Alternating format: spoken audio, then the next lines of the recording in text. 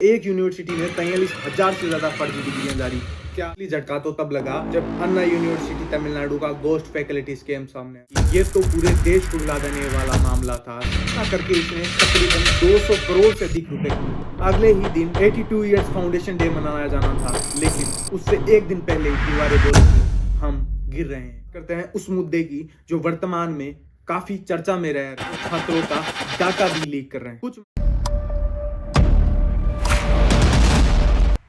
क्या आप जानते हैं हमारे देश में शिक्षा विज्ञान का नहीं बल्कि कारोबार का जरिया बन चुकी। कितनी ही ऐसे कॉलेज और यूनिवर्सिटी है जो बड़े बड़े नामों से चलते हैं लेकिन अंदर है एक धोखाधड़ी दिखती है। आज हम उन्हीं यूनिवर्सिटी और कॉलेजों की बात करने वाले हैं। पहले बात करते हैं मध्य प्रदेश की।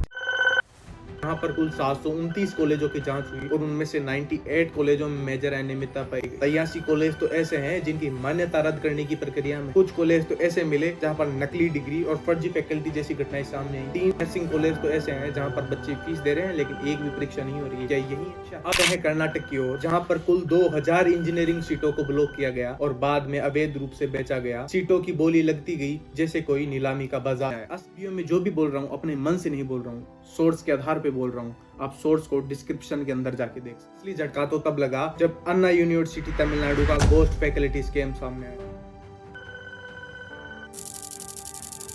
अन्ना यूनिवर्सिटी तमिलनाडु की एक बड़ी यूनिवर्सिटी है जहां पर फर्जी फैकल्टी रजिस्टर किए गए। 2023 में यह संख्या 191 थी जो 2024 में बढ़कर 211 पहुंच गई। यानी कि फर्जी फैकल्टी और real salary. Medical college scam की ये तो पूरे देश को हिला देने वाला मामला था।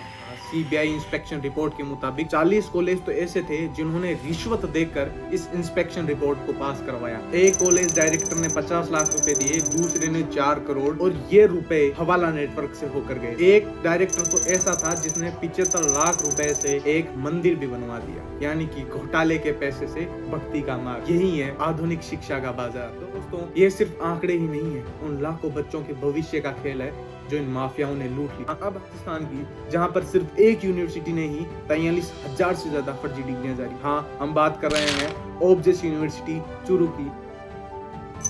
इसने 43,409 डिग्रियां जारी की जो कि फेक थी। आरोप के मुताबिक इस यूनिवर्सिटी को सिर्फ कुछ ही कोर्स के लिए डिग्री जारी करने की अनुमति थी, लेकिन इस यूनिवर्सिटी ने हर कोर्स के अंदर डिग्री जारी। 10 साल से इस यूनिवर्सिटी में काम करने वाले रवि त्यागी नाम के व्यक्ति जो कि 25,000 का इनामी था, वह अभी पकड़ा गया है। नवंबर के महीने 2025 के अंदर उस व्यक्ति ने 5,000 से ज्यादा डिग्री जारी की जो कि फर्जी थी। ऐसा करके उसने तकरीबन 200 करोड़ से अधिक रुपए कमाए। उस व्यक्ति ने स्वयं को ओबजेस यूनिवर्सिटी का व्याख्याता बताया तथा जेएस यूनिवर्सिटी सिकोहाबाद के अंदर भी खुद को एक व्याख्याता बताया। ये यूनिवर्सिटी स्कैम का एक घोटाला निकली जो कि काफी लोगों के भविष्य के साथ खेल चुकी। स्पेशल ऑपरेशन ग्रुप यानी एसओजी राजस्थान की पुलिस की टीम ने इस यूनिवर्सिटी के डायरेक्टर और व्याख्याताओं को गिरफ्तार किया है जो कि फर्जी डिग्री स्कैम के अंदर शामिल थे। सोचिए, एक यूनिवर्सिटी जहां से डिग्री खरीदो और नौकरी करो।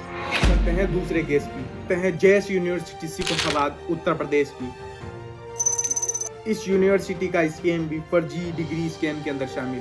इस यूनिवर्सिटी ने 300 से ज्यादा फर्जी डिग्रियां बेची जो कि 2022 की पीटीआई भर्ती परीक्षा राजस्थान सरकार के अंदर शामिल थी। इनमें से कुछ अभ्यर्थी ऐसे निकले जो कि इसी यूनिवर्सिटी से पढ़े हुए थे और उनके पास फर्जी डिग्रियां थी। इसकी जांच के बाद एसओजी ने यहाँ के डायरेक्टर और व्याख्याताओं को गिरफ्तार किया। यह कोई छोटी मोटी धोखाधड़ी नहीं, यह था सपनों की तिजोरी में सेंध लगाता हुआ एक सबसे बड़ा रैकेट। में कुछ ऐसी यूनिवर्सिटीज भी हैं जिनकी मान्यता यूजीसी ने रद्द कर दी है, उनकी लिस्ट आप देख सकते हैं। सवाल यह है कि हम क्या करें कि ऐसे जाल में ना फंसे। तो यहाँ है एक आसान चेकलिस्ट। अगर आप या आपके जानने वाला कोई कॉलेज स्कैम के चक्कर में फंस गया है तो तुरंत कदम उठाएं। सबूत इकट्ठा करें, यूपीआई ट्रांजैक्शन और फीस रसीद को कॉलेज या यूनिवर्सिटी की आधिकारिक वेबसाइट पर उसकी यूजीसी द्वारा मान्यता प्राप्त चेक करें तथा कॉलेज के अंदर खुद जाकर उसके कैंपस को विजिट करें। अगर जरूरत पड़े तो वहां पर पढ़ने वाले विद्यार्थियों से फीडबैक लें और फीस के बारे में, फीस रसीद या फीस से रिलेटेड कोई भी जानकारी लेने के लिए किसी भी दलाल के चक्कर में ना पड़े, किसी दलाल को फीस ना दें। आधिकारिक रूप से ही फीस जमा कराएं और फीस रसीद को अपने पास रखें, स्क्रीनशॉट लेकर रखें तथा पुलिस या इससे संबंधित एनजीओ, यूजीसी इसके अंदर उसकी शिकायत दर्ज करें। दोस्तों, जब शिक्षा जैसा अधिकार ही छीन लिया जाएगा तो समाज ही कमजोर पड़ जाएगा। ऐसे मुद्दे की जो वर्तमान में काफी चर्चित है। हम बात कर रहे हैं राजस्थान यूनिवर्सिटी की, जो देश का सबसे पुराना, प्रतिष्ठित और विश्वसनीय विश्वविद्यालय माने जाने के कारण देश के अंदर काफी विख्यात था। लेकिन आज वही विश्वविद्यालय भ्रष्टाचार, अनियमितताओं तथा घोटाले जैसी प्रक्रियाओं के अंदर शामिल। आरयू में शिकायतों की कोई कमी नहीं है, लेकिन यहाँ पर छात्रों के लिए स्टूडेंट गवर्नेंस रिडर्सल कमेटी तो बनी, उसका उपयोग कुछ नहीं हुआ। छात्रों के मुद्दे फाइलों के अंदर ही दफन रह गए। रिपोर्ट्स के मुताबिक शिकायतों के अंदर यह दर्ज: प्रोमिस्ड सुविधाओं का अभाव, छात्रों से अतिरिक्त फीस वसूली, छात्रों के जब एडमिशन होते हैं उन एडमिशन के अंदर गड़बड़, छात्रों की छात्रवृत्ति तथा रिजल्ट के अंदर दे। छात्र कह रहे हैं कि राजस्थान यूनिवर्सिटी NEP यानी कि नेशनल एजुकेशन पॉलिसी लागू करने में सिर्फ दिखावा ही कर रही है। पहले साल के छात्रों को छूट देने की बात हुई और ना ही कोर्स अपडेट हुआ, न ही छात्रों को छूट मिली। अब आते हैं उस घटना की ओर जिसने पूरे राजस्थान विश्वविद्यालय के प्रशासन की पोल खोल दी। हाँ, हम बात कर रहे हैं 31 जुलाई 2025 की, जब महारानी कॉलेज की एनी बसंत हॉस्टल के अंदर प्लास्टर गिरा। अगले ही दिन 82 इयर्स फाउंडेशन डे मनाया जाना था, लेकिन उससे एक दिन पहले ही दीवारें बोल उठी, हम गिर रहे हैं। इस हादसे ने दिखा दिया कि राजस्थान यूनिवर्सिटी की दीवारों में ही दरक नहीं, उनकी पूरी व्यवस्था के अंदर दरक। इस घटना के बाद कई छात्र संगठनों ने प्रदर्शन किया, लेकिन मीडिया तक को कैंपस में एंट्री नहीं दी। यानी गलती भी हमारी और गलती छुपानी भी हमारी। डिप्टी चीफ मिनिस्टर और higher education minister Shri Premchand Bairwa ने इसकी जांच के आदेश तो दिए, लेकिन सोचिए, सिर्फ आदेश देने से ही सारे काम हो जाते हैं। राजस्थान यूनिवर्सिटी की यह हालत उस सिस्टम का परिणाम है जहां पर भ्रष्ट नियुक्ति, फर्जी डिग्री तथा छात्रों का शोषण आम हो गया है। रिपोर्ट्स के मुताबिक राजस्थान यूनिवर्सिटी के अंदर फर्जी डिग्री के मामले भी सामने हैं, जिनकी जांच UGC तथा राज्य सरकार कर रही है। अब बात करते हैं उस मुद्दे की जो वर्तमान में काफी चर्चा में रह रहा है, राजस्थान यूनिवर्सिटी का वह मुद्दा जिसमें राजस्थान यूनिवर्सिटी ने हजारों बच्चों के भविष्य के साथ खेला।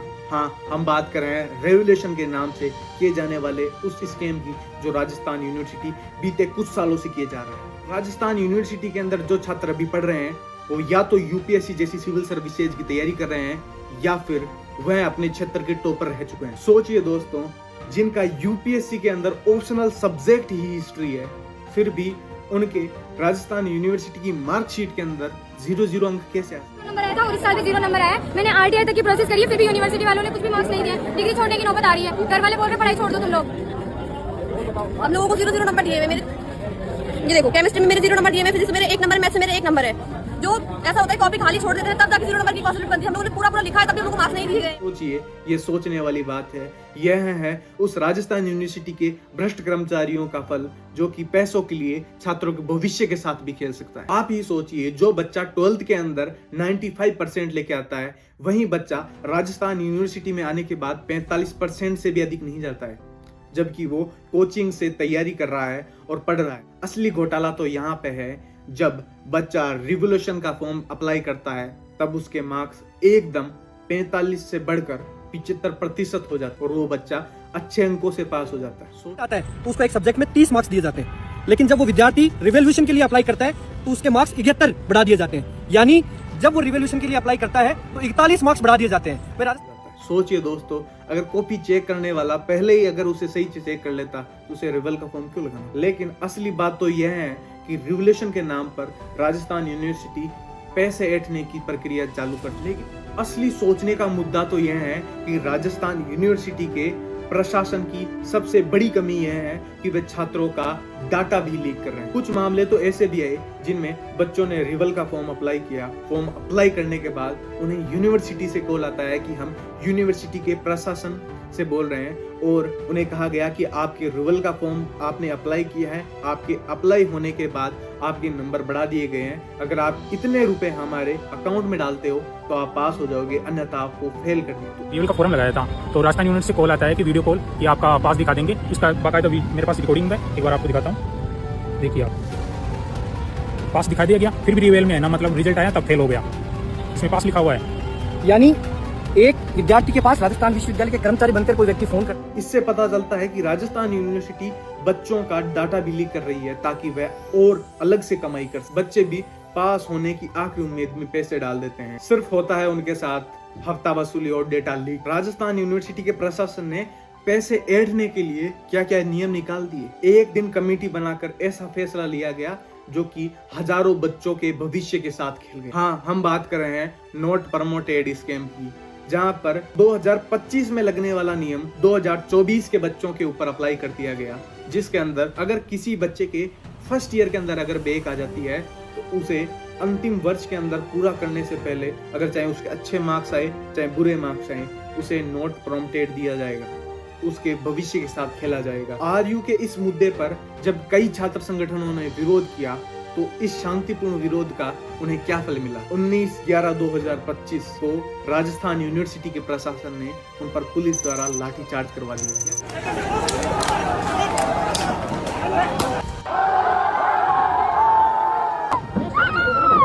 सोचिए दोस्तों, जो मुद्दा शांतिपूर्ण तरीके से चल रहा था उस पर लाठीचार्ज हुआ। जहां पर छात्राएं भी बैठी थी उन पर भी लाठीचार्ज हुआ, माइनर बच्चे भी प्रदर्शन कर रहे थे उन पर भी लाठीचार्ज हुआ और छात्र नेताओं को गिरफ्तार कर लिया गया। यानी सोचिए, अगर कोई शांतिपूर्ण तरीके से किसी गलत चीज का विरोध करे तो उस पर भी कार्रवाई की जाती है। ये राजस्थान यूनिवर्सिटी का प्रशासन है और ये राजस्थान सरकार का प्रशासन है जो राजस्थान यूनिवर्सिटी के प्रशासन के साथ मिलकर बच्चों के भविष्य के साथ खेल रहा है। इस घटना के बाद यह खुलासा हुआ कि ऑफिस के अंदर ना तो वाइस चांसलर थी ना ही उसके कर्मचारी। आरयू के इंफ्रास्ट्रक्चर की बात ना ही करें तो अच्छा है। आप किसी भी डिपार्टमेंट या कॉलेज के अंदर जाके देखोगे तो उसकी दीवारों को देखकर आप बोल दोगी ये तो किसी पुरानी हवेली या महल के जैसा है, जहाँ की दीवारें बोल रही है हम धड़क रहे हैं, हम गिर रहे हैं। आरयू के सिस्टम की बात करें तो उसकी हालत भी कुछ ऐसी है, ना तो पूरा स्टाफ है और ना ही बच्चों की पढ़ाई हो पा रही। वाइस प्रिंसिपल और प्रिंसिपल तो ऐसे हैं जो कि अपने कार्यालय के अंदर भी नहीं बैठ रहे। राजस्थान यूनिवर्सिटी का सालाना बजट